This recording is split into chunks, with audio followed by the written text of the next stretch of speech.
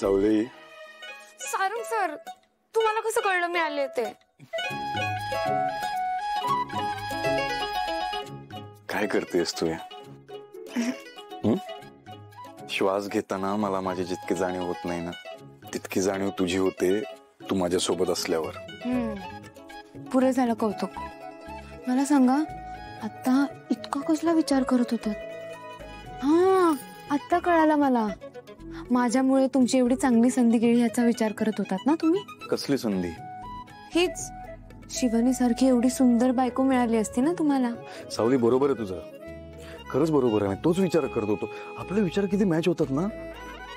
बघ ना, जर शिवानीचं आणि माझं लग्न झालं असतं तर किती चांगलं झालं असतं ना.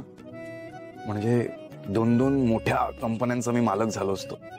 कॉस्मेटिक्स जगातला किंग सारंग मेहेंदळे, सगळ्यात श्रीमंत झालो असतो मी, अजून श्रीमंत झालो असतो. आणि तुला माहिती आहे, आमच्यात भांडणं पण झाली नसती आपल्यात जशी होतात तशी. का विचार? का? कारण मी भांडायला गेलो असतो तर तिने गुंड पाठवले असते मला मारण्यासाठी, तर त्या भीतीने मी भांडलोच नसतो ना. सारंग सर, ती गुंड पाठवते मला मारण्यासाठी, इथे तू स्वतःच मारतेस. चेष्टा करतोय मी सावली. तुझे आभार कसे मानू नाही कळत आहे मला. या केस मधून तू माझी सुटका केलीस. या सगळ्याच्या मागे कोण होतं हे शोधून काढण्याचा प्रयत्न केलास. मला या संकटातून बाहेर काढलंस तू सावली. आयुष्यभर मी तुझा ऋणी असेन. हो, पण मला अजूनही तुमची काळजी वाटते. कारण खुनी कोण आहे हेच आपल्याला कळालेलं नाहीये. आणि मला तुझी काळजी वाटते. खरा खुनी कोण आहे हे तू शोधून काढायचं नाही, हे पोलीस काढतील आता. हा, पाठपुरावा तर करू शकते ना. म्हणजे मी देवा भाऊंना सांगेन की त्यांची मदत घेईन. प्लीज.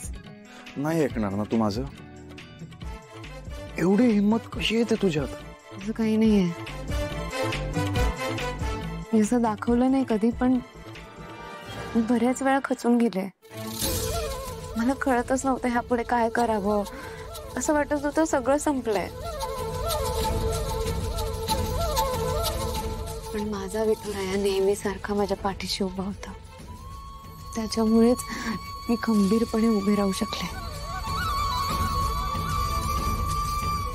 अशा वेळेलाच आपण आपल्याला जास्त कळतो माहित आहे.